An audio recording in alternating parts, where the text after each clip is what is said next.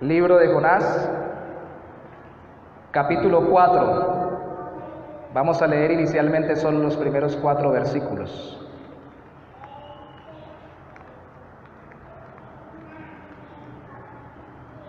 Jonás capítulo 4, versículos 1 al 4. Cuando lo tengan me regalan un amén para leerlo con ustedes, viendo el texto también conmigo. Amén. Muy bien. Dice la palabra del Señor. Pero Jonás se apesadumbró en extremo y se enojó y oró a Jehová y dijo: Ahora, oh Jehová, ¿no es esto lo que yo decía estando aún en mi tierra? Por eso me apresuré a huir a Tarsis, porque sabía yo que tú eres Dios clemente y piadoso, tardo en enojarte y de grande misericordia, y que te arrepientes del mal. Ahora pues, oh Jehová, te ruego que me quites la vida, porque mejor me es la muerte que la vida. Y Jehová le dijo: ¿Haces tú bien en enojarte tanto? ¿Haces tú bien en enojarte tanto? Padre, te damos gracias en esta mañana, porque tú sigues siendo el mismo Dios, clemente y piadoso, lento para la ira, grande en misericordia, que te arrepientes del mal. Y gracias, Señor, porque tú no eres como nosotros, ni te dejas transformar o manipular por nosotros. Por el contrario, Señor, tú nos cambias cada día más a tu imagen. Ayúdanos hoy a ver no solo a Jonás, sino también a vernos a nosotros mismos, aquellos que hemos confiado en Cristo para salvación, siendo transformados por ti. Ayúdanos hoy, Señor, te lo pedimos reverentemente, en el nombre de Jesús. Amén y amén. ¿Cuántos han conocido personas con problemas de carácter? ¿Cuántos hemos sido personas con problemas de carácter? ¿Cuántos conocemos y somos personas con problemas de carácter? Estamos ante algo muy curioso y que sería como raro que un predicador exitoso, un evangelista que Dios usa para convertir a toda una ciudad, termine enojado con Dios y con deseos de suicidarse. Suena raro, ¿cierto? Suena muy raro. ¿Por qué sucede esto? Hermanos, porque los problemas de carácter tienen que seguir siendo transformados en aquellos que hemos conocido a Cristo.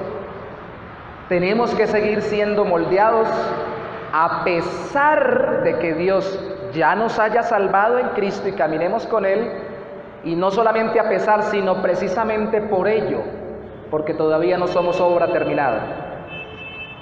El que terminó la obra fue Cristo, pero en nosotros todavía tiene que haber transformación hasta el día que nos encontremos con Él. Y por ello, tengo que recordarles, mis hermanos, que por problemas de carácter, el mejor empleado puede llegar a perder el empleo. El mejor deportista puede llegar a fracasar en su deporte. El mejor empresario puede llegar a arruinar su empresa. Y el mejor predicador, o el más usado por Dios, como lo fue Jonás, puede llegar a renegar del Dios que lo mandó a predicar y arruinar su ministerio y amargar su vida y su existencia. ¿Qué debemos hacer entonces? ¿Cómo lidiar con nuestro carácter? Algunos de nosotros no fuimos tratados desde niño en ciertos aspectos de carácter y el resultado hoy es lo que vemos en nosotros mismos. Algunos otros fuimos desde niño tratados y a pesar de eso todavía tenemos problemas de carácter. ¿Qué tipo de carácter tenía Jonás? Un carácter impulsivo, un carácter de ira y enojo volátil. Hermanos, estoy predicando en Bucaramanga, la capital de Santander. ¿Qué pasó, hermano? ¿Cierto? Yo recuerdo cuando una jefe mía de Bogotá vino no acá, a Cúcuta, de un laboratorio en el que trabajé. Pasó un muchacho que había ido a la iglesia en taxi por la cuadra que íbamos cruzando y yo lo saludé efusivamente a los santanderianos. Le dije, ¿qué pasó? ¿Que no ha vuelto a la iglesia? La señora que venía de Bogotá me dijo, uy, ¿por qué lo regaña? ¿Por qué lo trata así? ¿Está bravo con él? Dije, no, es que así saludamos acá. Somos santanderianos, norte santanderianos.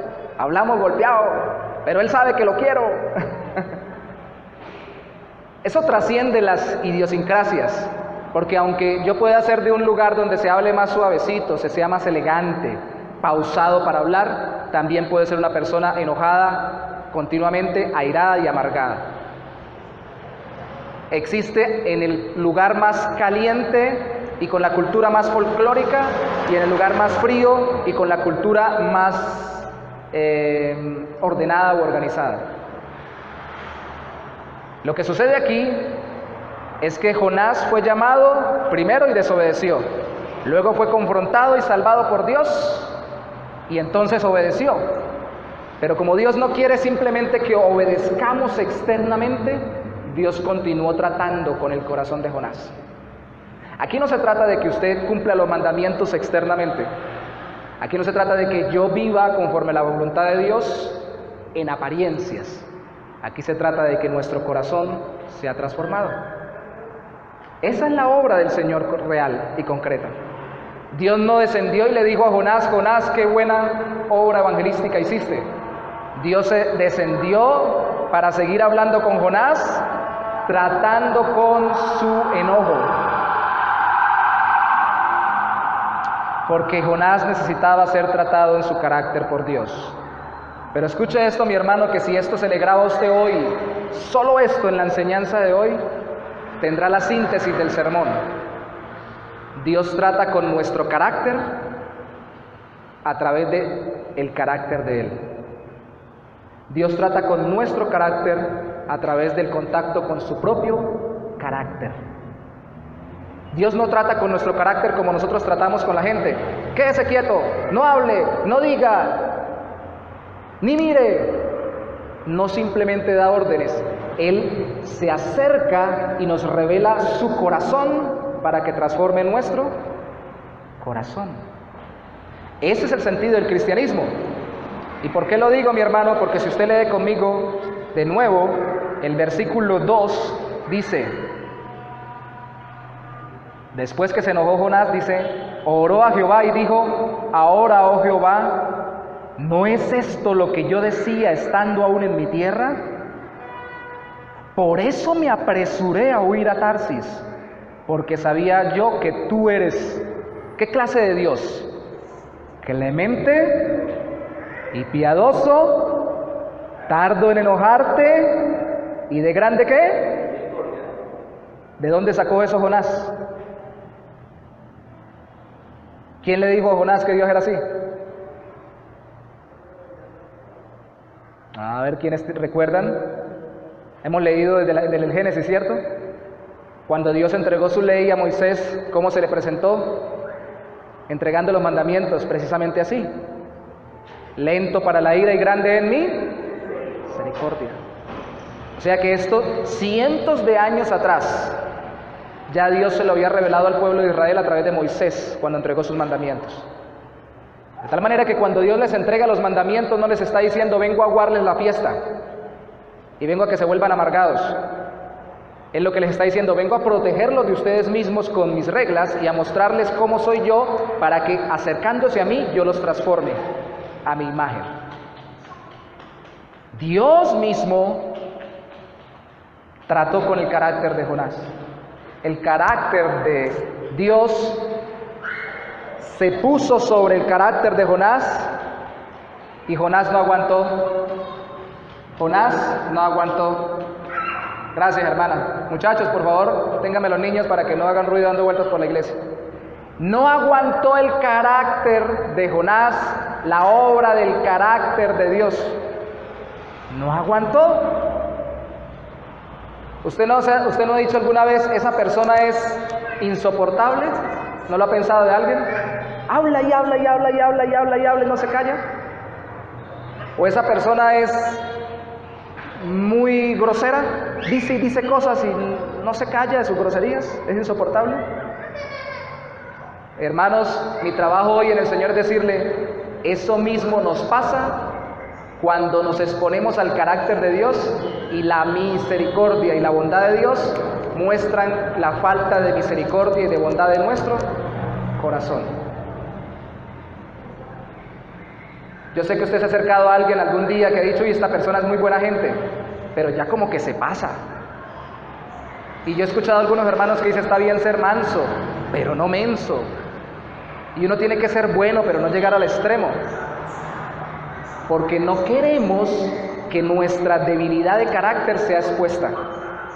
Y si alguien a nuestro lado se pone que tiene un carácter mucho más clemente, piadoso, misericordioso y lento para la ira, nos incomoda.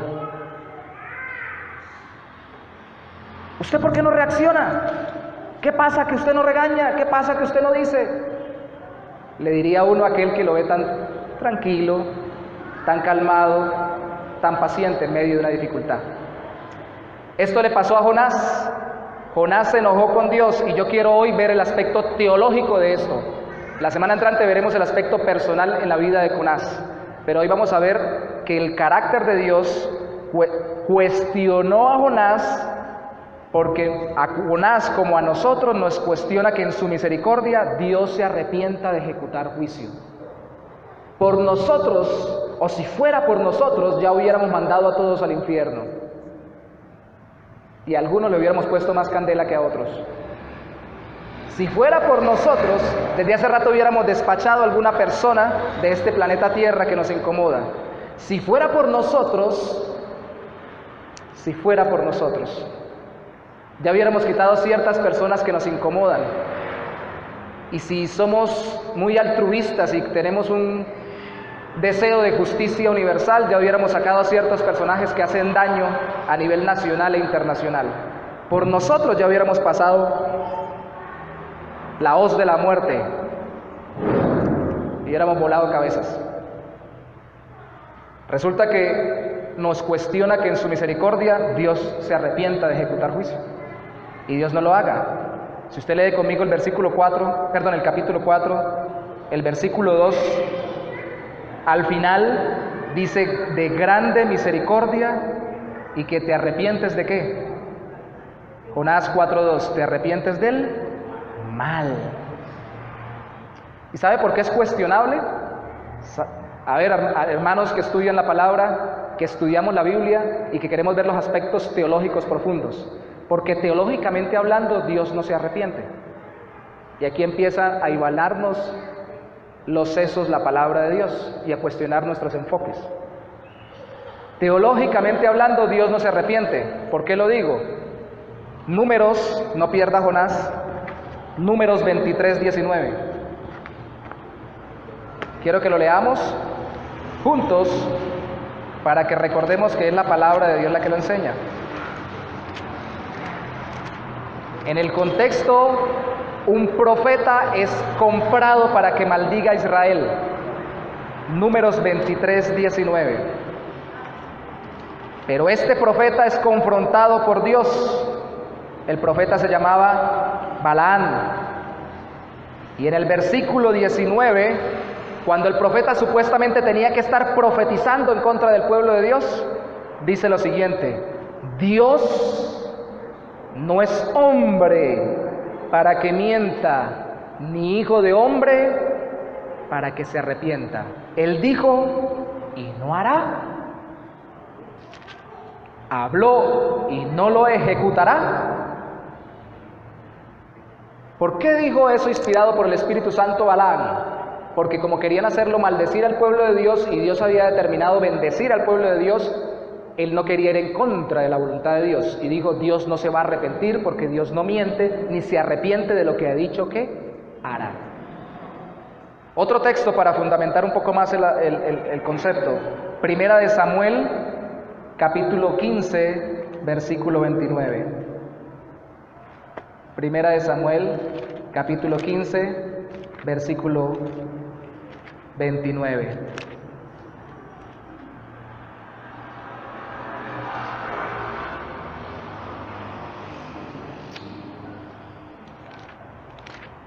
Dice la palabra del Señor, Primera de Samuel, capítulo 15, verso 29. Además, el que es la gloria de Israel, o sea, Dios, no mentirá, ni se arrepentirá, porque no es hombre para que se arrepienta. Primera de Samuel 15, 29. Dios no se va a retractar del bien que ha establecido por sobre el pueblo que ha escogido. Estaban confesando Samuel sobre el pueblo de Dios, para que entendieran que en su carácter Dios había determinado hacer el bien para su pueblo y no se iba a echar para atrás. Entonces, ¿por qué Jonás dice que Dios se arrepintió? ¿Por qué? La respuesta más sencilla, o la más simplificada que podría encontrar, sería porque aunque Dios cambie su proceder en algún momento específico, no está cambiando su carácter, que es inmutable. Malaquías capítulo 3, al final del Antiguo Testamento. Malaquías capítulo 3, versículo 6.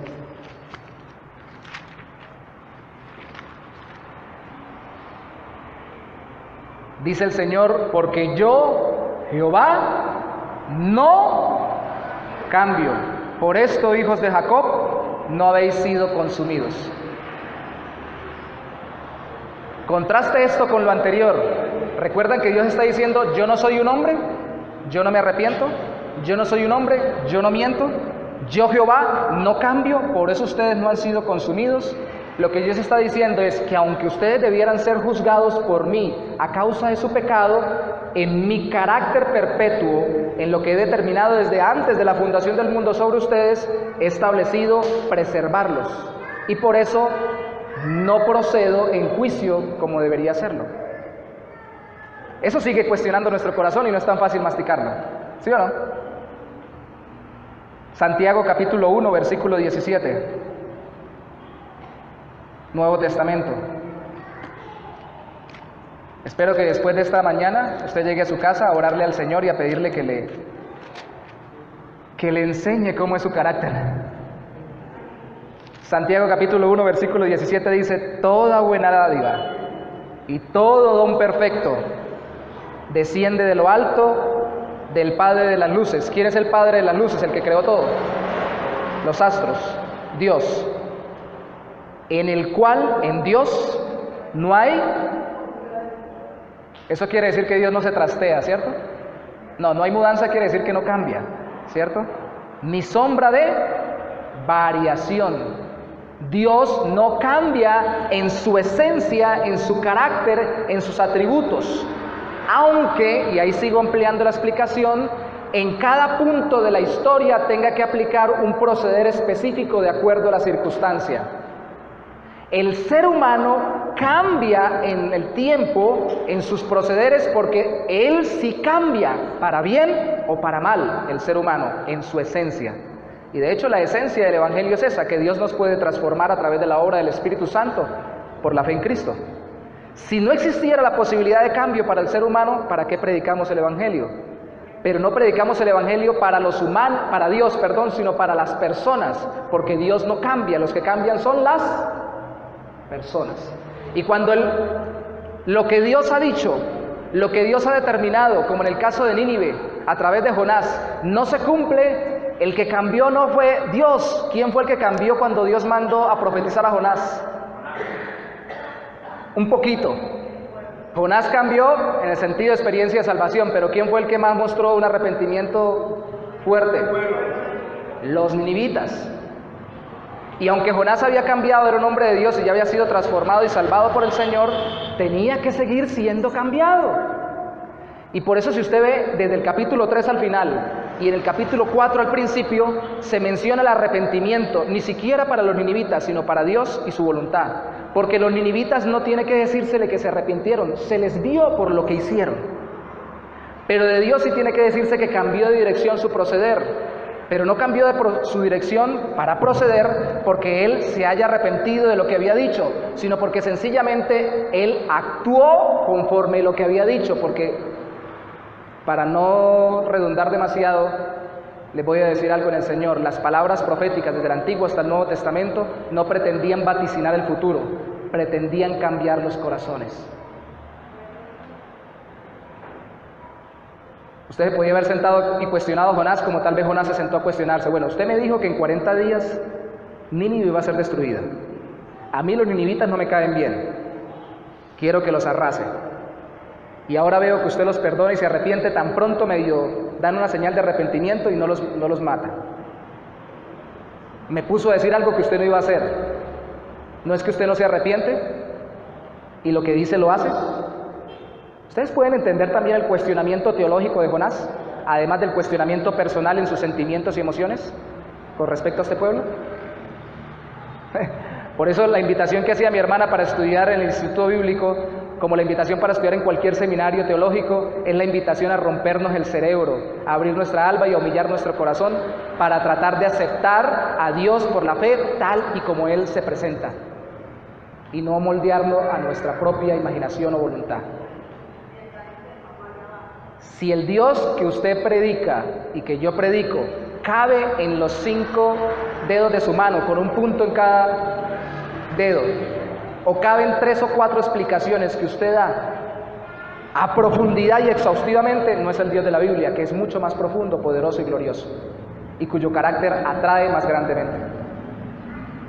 ¿Qué Dios estamos predicando? ¿No se siente como enredado como Jonás? Yo quiero que en este punto, y es mi deseo en el Señor, que usted perciba el enredo emocional y mental de Jonás. ¿Qué pasó? Prediqué destrucción y Dios se echó para atrás. Dios no sabe el futuro, se le sale de las manos. Uno es el que dice que hace Dios y que no hace. Tanto la responsabilidad humana como la soberanía divina se ven igualmente establecidas en toda la Biblia. El hombre es responsable y Dios está al control de todo. ¿Dónde vamos a entender cómo se juntan las dos cosas? Algunos han dicho que en el cielo. Yo creo que no, porque sería entender totalmente el corazón de Dios. Yo tengo que aceptar a un Dios que se presenta soberano y que demanda responsabilidad de los seres humanos. Punto. Si empiezo a cuestionarlo, me pasa lo de Jonás. ¿Qué le pasó a Jonás? Se amargó. ¿Cuántos ministros, hombres o mujeres de Dios conoce usted amargados en el ministerio y en el servicio al Señor? Tú me llamaste a predicar el Evangelio, tú me llamaste a servirte y mira las circunstancias que están viniendo sobre mi vida. Tú me llamaste a abandonar el mundo, a dejarlo todo por seguirte a ti y hacer las cosas conforme a tu voluntad y mira las consecuencias. Mira Señor, mira Señor. Una de las hermanas de la iglesia comentaba en estos días que el texto bíblico en el Nuevo Testamento dice que no conviene que los pastores sirvan a la iglesia quejándose. Y hay muchas teorías del porqué alrededor del contexto. Pero yo creo que un pastor puede llegar al mismo nivel que Jonás. Sencillamente Dios me llama y yo no veo los resultados que yo quería ver, sino que veo otra cosa que Dios está haciendo. Y entonces viene mi cuestionamiento: ¿quiero las cosas a mi modo o las quiero al modo de Dios? ¿Las quiere a su modo o al modo de Dios en su trabajo? ¿Las quiere a su modo o al modo de Dios en su relación matrimonial? ¿Las quiere a su modo o al modo de Dios con sus hijos? ¿Las quiere a su modo o al modo de Dios en su relación de pareja? En su vida profesional, en su vida íntima, en su vida laboral, en su vida ministerial, en su vida espiritual. ¿A qué modo las quiere? ¿No lo cantábamos hace un rato? Hágase tu voluntad. Por eso me siento tentado con un pastor que dijo alguna vez, los cristianos no dicen mentiras, las cantan. Dijo alguna vez, porque a veces estamos cantando, venga tu reino, hágase tu voluntad. Pero si tu voluntad no cuadra con mi voluntad, en ese pedacito no, Señor. Corte la canción, edítese, cúmplase primero lo mío. Amados hermanos, Dios no, aunque cambia su proceder, no cambia su carácter, porque su cambio, que es en apariencia como el arrepentimiento humano, no es más que un cambio en la ejecución de sus planes ante nuestros ojos. Pero ese cambio ante nuestros ojos corresponde exactamente a la inmutabilidad de su carácter y de lo que Él ha determinado desde la eternidad. Porque eso no lo conocemos nosotros. Él sí lo sabe. ¿Quieren seguirse cuestionando conmigo? Vamos a Éxodo capítulo 32, versículo 14.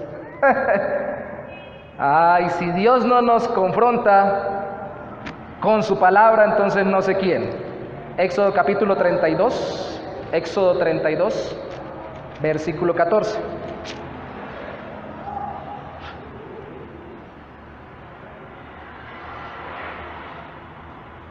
El contexto es que el pueblo de Israel se había desbocado. Aarón, el sacerdote, les había construido un becerro de oro. Moisés había bajado y los había encontrado en fiesta pachanga idólatra. Y Dios le dijo, déjeme que yo los acabo. Y les levanto otro pueblo. Y mire el versículo 32. Capítulo 32, perdón, versículo 14. Capítulo 32, verso 14. Entonces Jehová se arrepintió del mal que dijo que había de hacer a su pueblo. ¿Por qué se arrepintió el Señor ahí? Humanamente hablando, ante los ojos de todos, habían cometido la falta, pero también había alguien que estaba intercediendo. Y ese que intercedió, ¿a qué apeló? ¿A la transformación del carácter de Dios o a la inmutabilidad de su carácter? Para que Dios no ejecutara el juicio que ellos merecían. Miremos un poquito atrás, la oración de Moisés. Entonces, versículo 11. Entonces Moisés oró en presencia de Jehová su Dios y dijo, oh Jehová, ¿por qué se encenderá tu furor contra tu pueblo, que tú sacaste de la tierra de Egipto con gran poder y con mano fuerte? ¿Por qué han de hablar los egipcios diciendo para mal los sacó, para matarlos en los montes y para raerlos de sobre la faz de la tierra? Vuélvete del ardor de tu ira y arrepiéntate de este mal contra tu pueblo. Acuérdate de Abraham, de Isaac y de Israel tus siervos, a los cuales has jurado por ti mismo y les has dicho, yo multiplicaré vuestra descendencia como las estrellas del cielo y daré a vuestra descendencia toda esta tierra de que he hablado y la tomarán por heredad para siempre. Yo sé que alguien puede decir, Moisés movió la mano de Dios con su oración, pero yo prefiero decir, Dios con su carácter movió a Moisés a orar y luego se arrepintió del mal que iba a hacer sobre su pueblo. Yo entiendo que una oración verdadera de intercesión para que no venga el mal que deberíamos recibir los seres humanos es una oración que apela al carácter inmutable de Dios, que se comprometió, dice Moisés, con Abraham, con Isaac y con Israel, y que estando firme en su promesa podía pasar por alto la ofensa y dejarlos sin castigo. ¿Cómo le pide usted perdón a Dios cuando cae? ¿Cómo le pido yo? Señor, páseme esta. Yo le prometo que voy a hacer tal cosa. ¿Así le pedimos? ¿Acaso no dice el Nuevo Testamento que Él es fiel y justo? Cuando confesamos nuestros pecados, Él es fiel y justo para perdonar. ¿O dice que nosotros somos buenos negociantes para arrancarle el perdón? Dice, Él es fiel, justo, para perdonarnos y limpiarnos de toda maldad. Perciben, mis amados hermanos, que quiero que nos salgamos del enfoque antropocéntrico para que veamos cómo el carácter de Dios nos estimula a confiar en que Él puede transformar las circunstancias, cambiar los corazones y aún contener el juicio que viene sobre un pueblo. Y es precisamente porque Él no cambia, no porque lo vemos cambiante. Y suena paradójico, Dios cambió su parecer porque Él no cambia en su carácter. Esas son las contradicciones aparentes, sino que permanece firme y estable. Es el problema con nosotros, hermanos. A veces en la mañana yo amanezco que no quiero a nadie, amanezco intocable, me miran y me siento mal.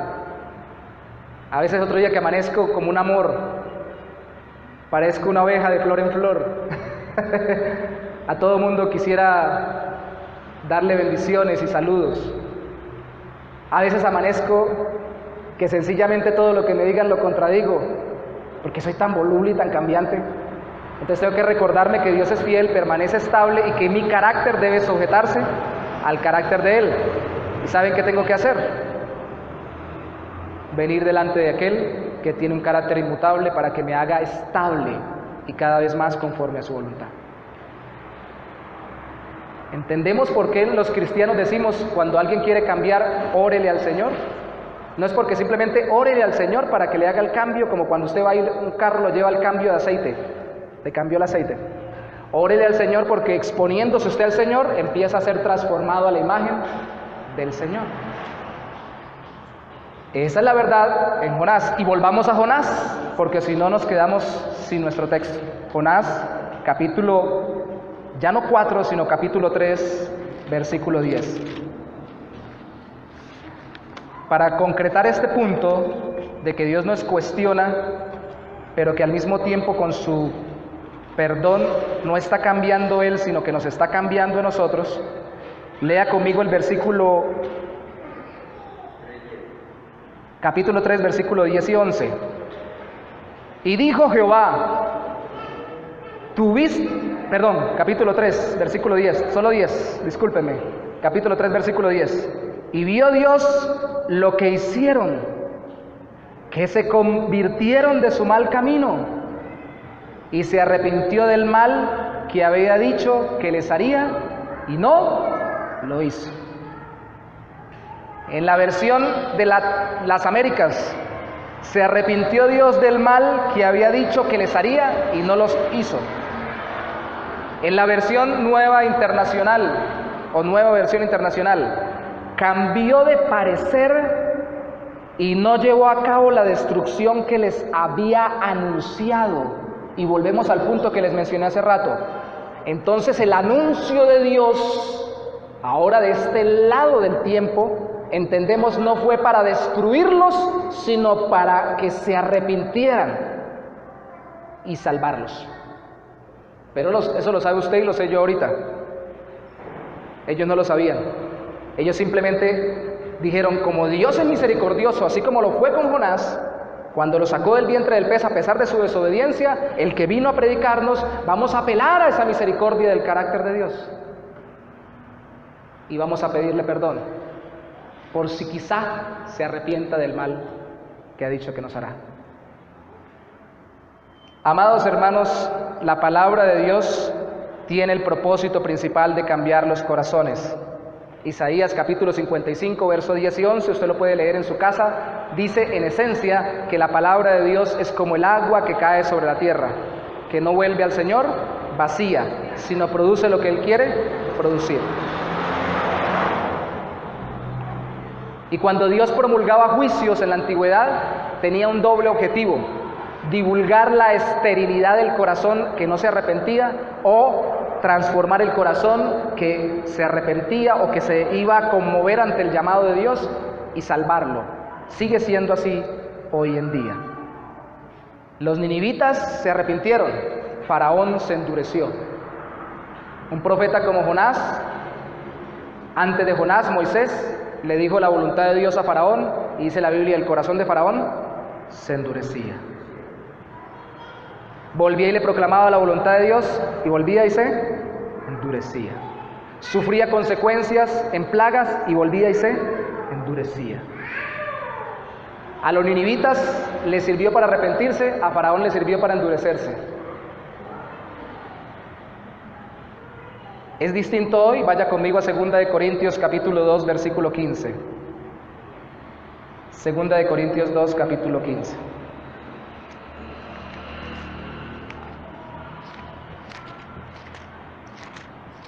Esto es muy importante si vamos a evangelizar. Segunda de Corintios capítulo 2, versículo 15. Leámoslo desde el 14. Mas a Dios gracias, el cual nos lleva siempre en triunfo en Cristo Jesús, y por medio de nosotros manifiesta en todo lugar el olor de su conocimiento. Porque para Dios somos grato olor de Cristo en los que ¿qué? Se salvan, y en los que se pierden. Somos grato olor de Cristo tanto en los que se salvan como en los que se pierden. Tenga eso ahí en su mente. A estos, a los que se pierden, olor de muerte para muerte. Y a aquellos, a los que se salvan, olor de vida para vida. Esto es bastante fuerte, ¿no? Pablo tiene que decir, como diríamos nosotros, y para esto, ¿quién es suficiente? O sea, ¿realmente nosotros somos los que hacemos esto cuando predicamos? ¿Dar vida? ¿Realmente somos nosotros? Versículo 17 es muy importante. Pues no somos como muchos que medran falsificando la palabra de Dios, sino que con sinceridad, como de parte de Dios y delante de Dios, hablamos en Cristo. Nuestra predicación es como si Dios estuviera no solamente delante de nosotros, como si no solamente Dios nos hubiera enviado y viniéramos de parte de Él, sino como si también Él estuviera delante de nosotros, viendo, escuchando lo que estamos predicando. Y cuando así hacemos, unos pueden mostrar su muerte espiritual y otros pueden mostrar vida espiritual, dada por nosotros, no, dada por el Espíritu de Dios que aplica la palabra y la hace germinar como el agua que viene en la tierra y produce lo que debe producir. Entonces, ¿por qué nos frustramos cuando muchas personas no se convierten si les predicamos el Evangelio? ¿Por qué? Yo he orado por mi familia. De mi familia son contadas las personas que han caminado con Cristo. Son más las personas de la familia de mi esposa que Dios me ha permitido ver caminar con el Señor. Por eso dejo de ser grato olor de Cristo delante de ellos. Por eso dejo de presentarles como de parte de Dios y delante de Dios el mensaje de la salvación en Cristo. No. Tengo que seguirlo haciendo con la tranquilidad de que a unos va a ser para vida y otros para muerte. Eso no es bonito. Yo no estoy diciendo que uno esté feliz porque se condenen unos y otros se salven. Estoy diciendo que eso es una realidad que calma nuestro corazón y aquieta nuestra alma, porque la obra del Señor lo muestra.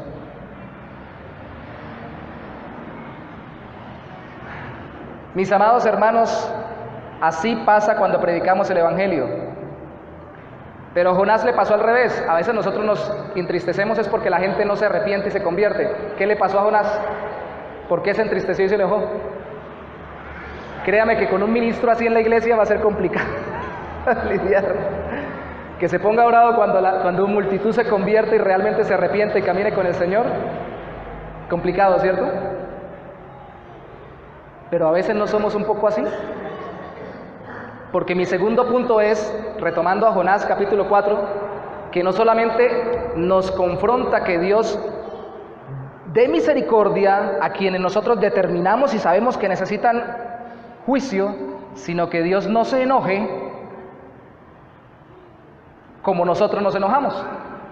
Porque es que si Dios es justo, tiene que enojarse como yo me enojo. Tiene que darle la rabia como a mí me da. Y tiene que castigar como yo quiero que castigue. Si no lo hace, entonces Dios no es Dios. Punto. Vamos a Jonás, capítulo 4, versículo 2. El enojo es algo que se maneja allí muy fuerte. Y el enojo y los celos es algo que hemos satanizado por un lado u olvidado por otro en las iglesias cristianas. Por un lado lo hemos satanizado, pero el enojo realmente, y lo veremos la semana entrante, es la respuesta de indignación frente a algo que consideramos injusto. Y tan es claro en la Biblia que Dios se enoja. Y por eso le cuesta a Jonás. Jonás capítulo 4, versículo 2, dice, conforme lo leímos en un principio, porque sabía, después del punto y coma, sabía yo que tú eres Dios clemente y piadoso, ¿tardo en qué? Enojarte. Tardo en enojarte. ¿Por qué te demoras tanto en enojarte con algo que es tan injusto? ¿Por qué no actúas ya, Señor? ¿Por qué no envías ya tu fuego consumidor? ¿Por qué no traes juicio de una vez? ¿Por qué? Dios desde arriba podría contestarnos, ¿y por qué tengo que hacerlo ya? ¿Porque usted me lo dice? ¿O acaso nosotros somos Dios? ¿Y sabe por qué? Porque teológicamente hablando, Dios debe vivir enojado. Salmo 7:11. Y vamos a otra vez profundizar en nuestras convicciones bíblicas y confrontar nuestros corazones. Salmo 7:11. En medio de su canto, porque son oraciones cantadas o para cantarse con instrumentos de cuerda, el salmista dice: Dios es juez justo. Dios es juez justo.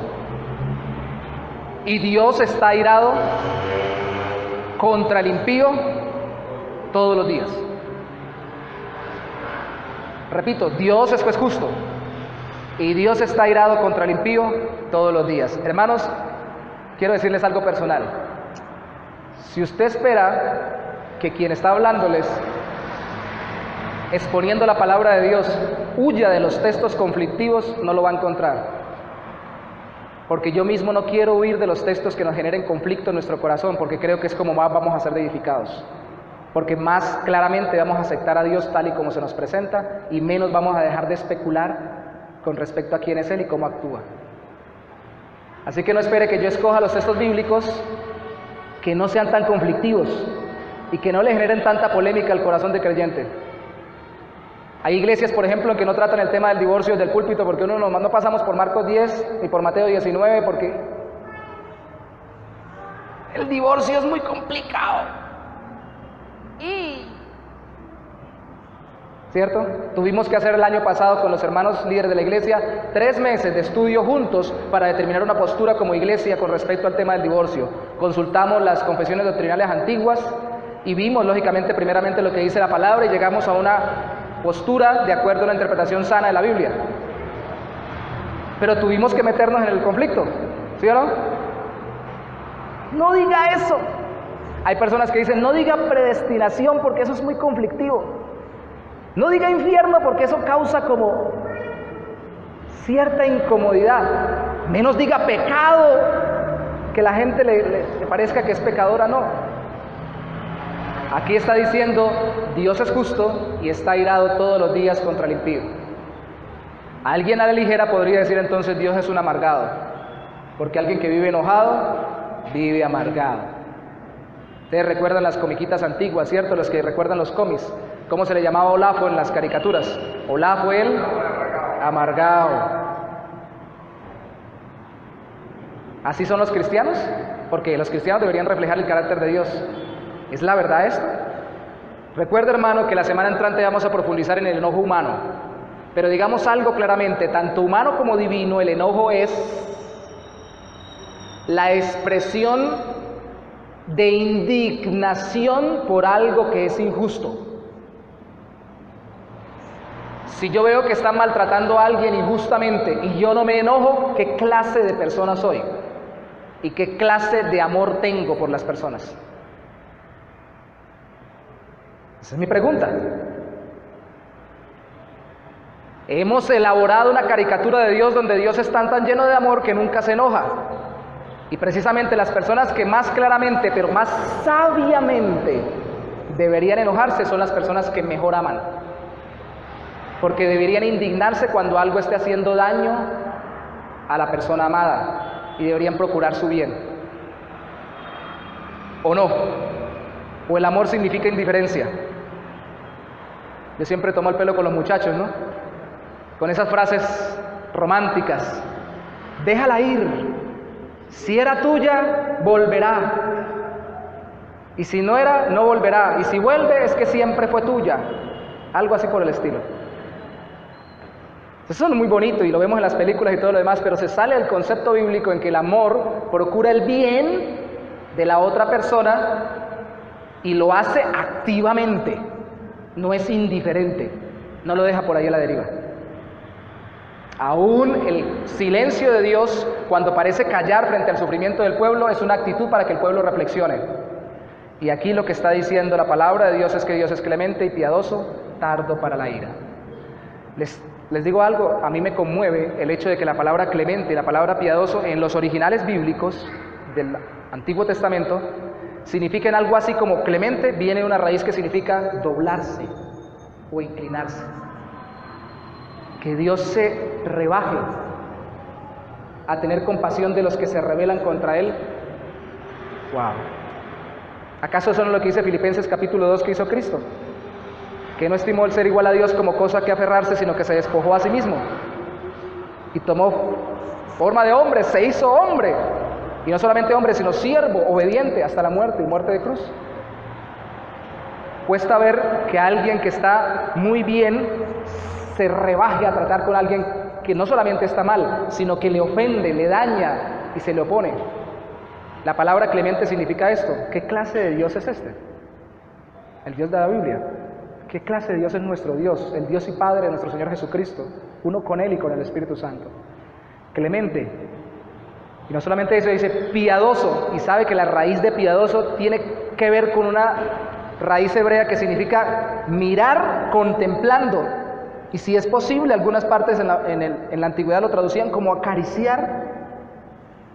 Que yo pueda contemplar el rostro de mi enemigo, de aquel que me ofende, me daña, lo mire con cariño y hasta casi lo acaricie,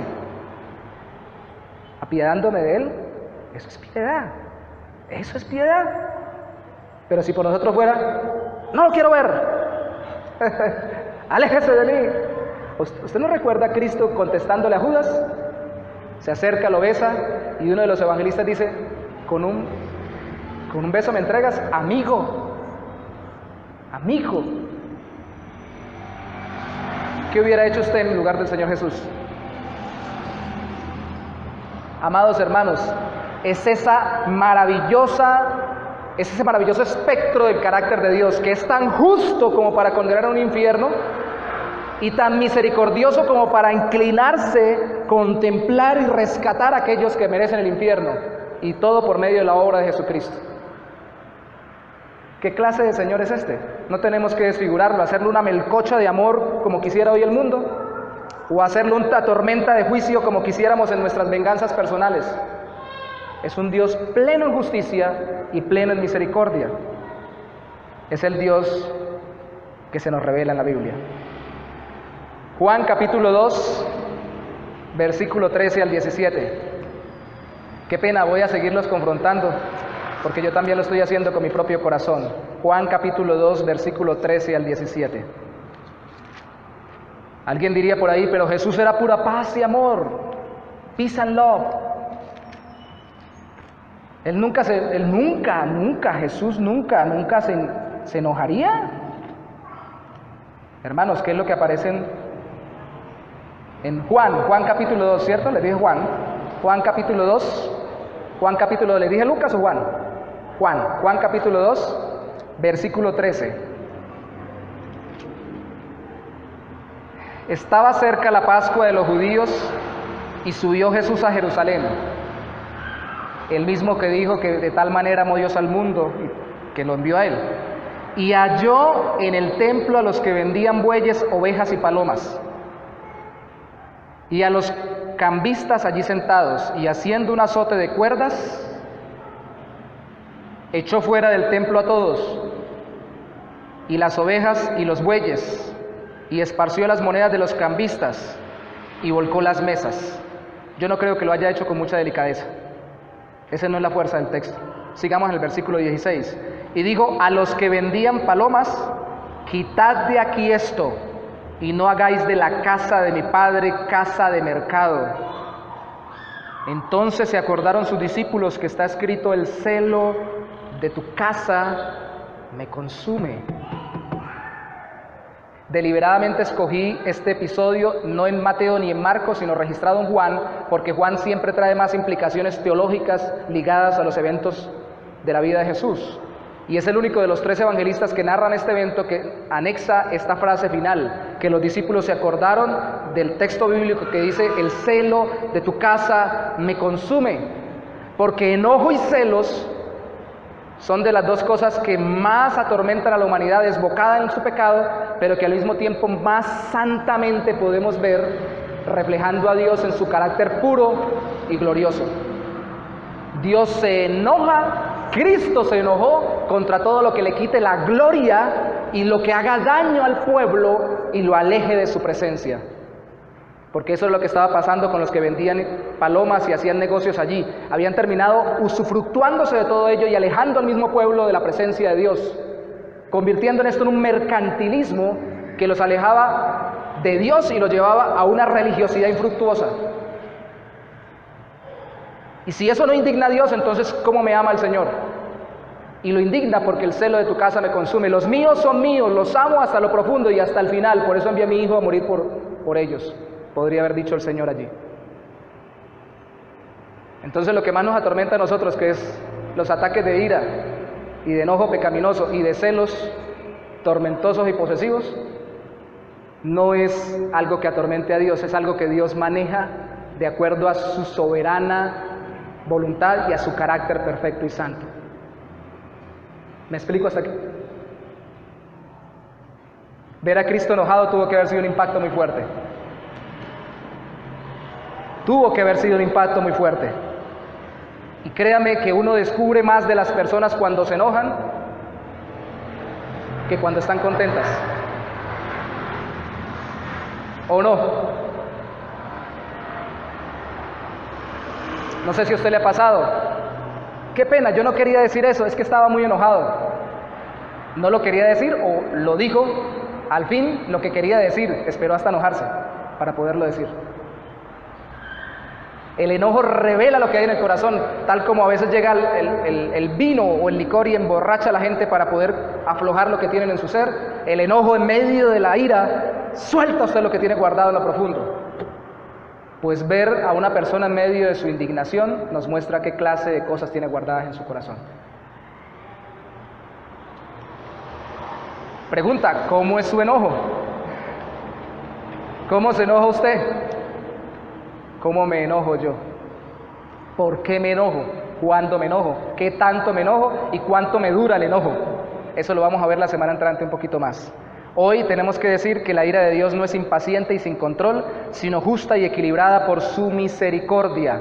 Por ello se derramó premeditadamente sobre Cristo. Mire, tan detallada, determinada previamente antes de la fundación del mundo estaba la ira de Dios para derramarse sobre el pecado de la humanidad, que no solamente previó la condenación eterna para aquellos que no se acerquen a Él al final, sino que también destinó, como lo dice la oración de los discípulos en Hechos 4, que su Hijo recibiera el castigo por nuestra culpa.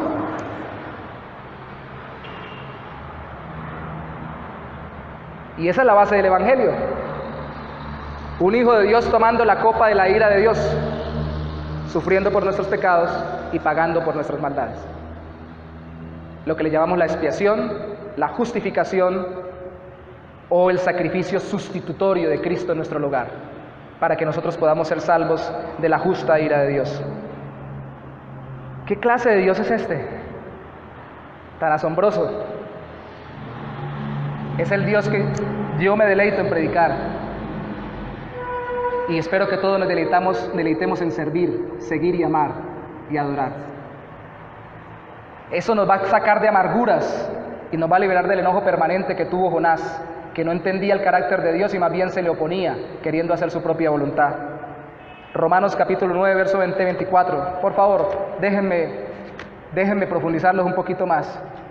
Ya casi voy a terminar los textos que tengo para leer, pero no quiero dejar de leer este y otro más.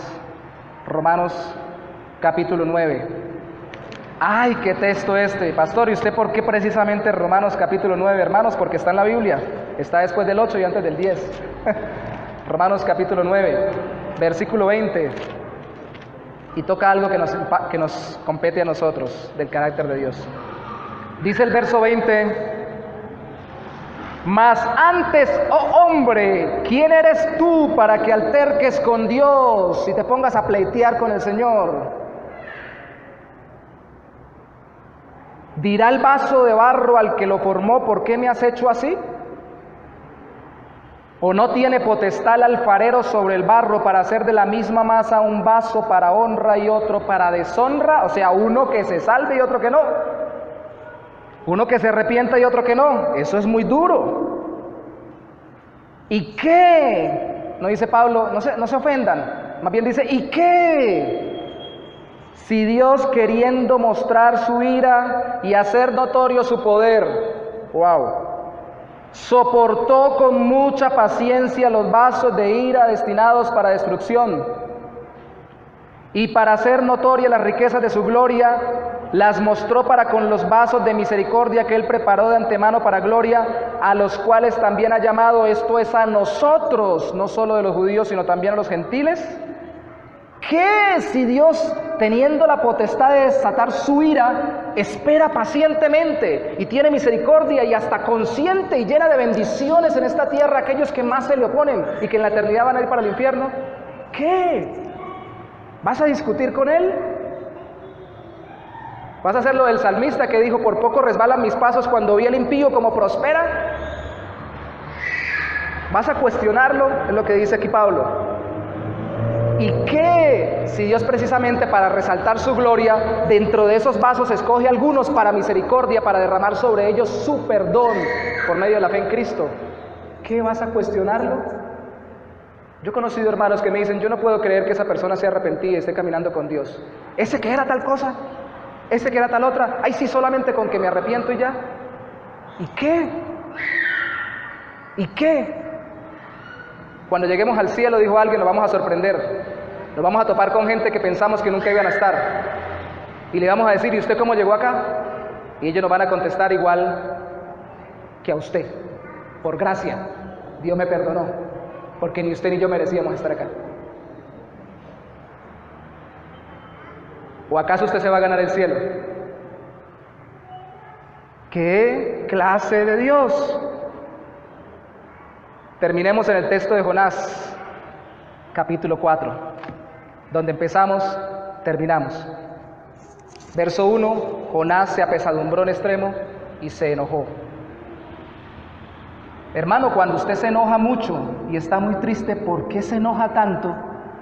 ¿Y por qué se apesadumbra tanto? Verso 3, ahora pues, oh Jehová, te ruego que me quites la vida, porque mejor es la muerte que la vida. Mátame, Señor, porque ni siquiera soy capaz de suicidarme.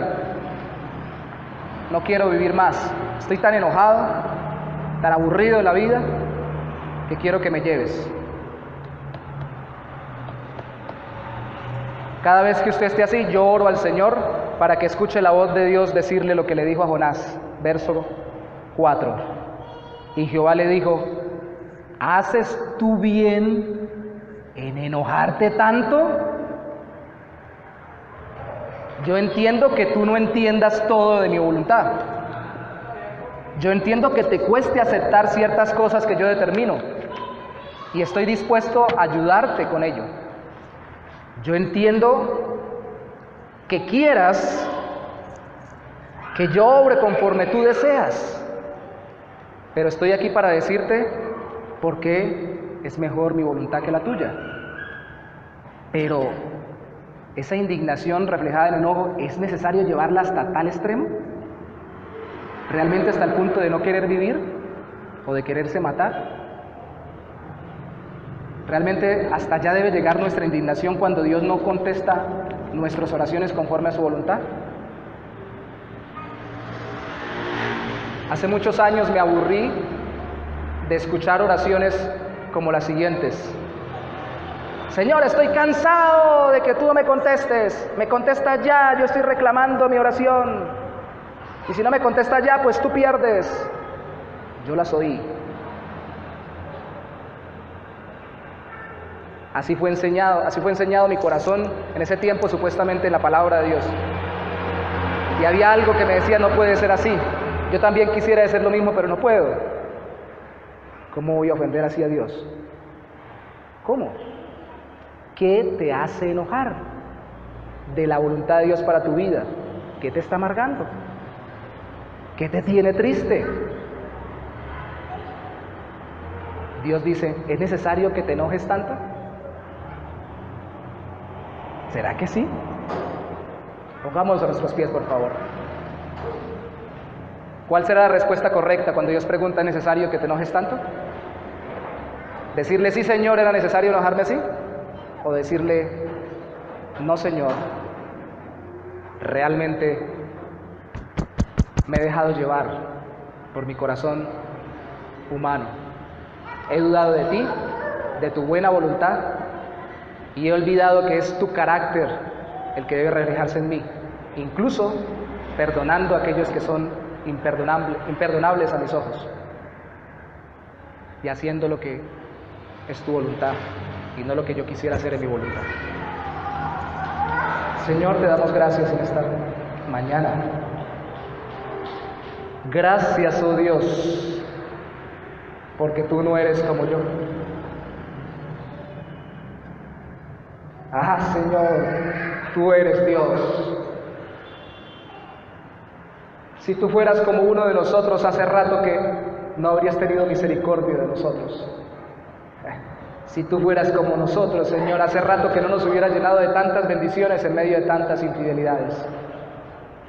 Y si tú fueras como nosotros, no nos habríamos encontrado con una barrera para no dejar desbocar nuestro enojo y nuestra ira, como la que tú estás poniendo o pusiste a Jonás cuando se enojó tan amargamente contra ti.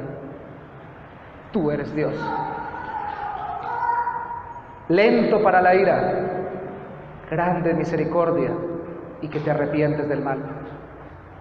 Tú no cambias, nos cambias, y tú perdonas conforme a tu voluntad y juzgas conforme a tu voluntad en Cristo Jesús.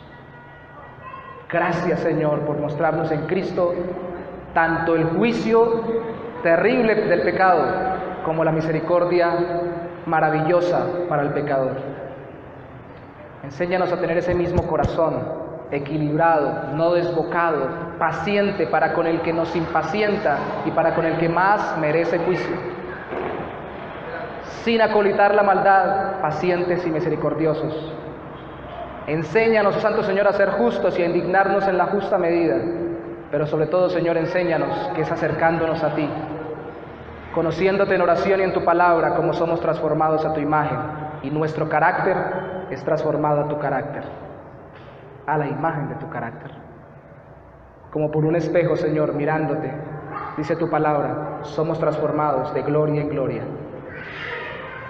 Ayúdanos, Señor, y gracias, porque luego de ser confrontados por tu palabra, podemos descansar en tu misma palabra y decir, lento para la ira y grande para misericordia es mi Dios, seré como Él en la medida que me acerque más a Él.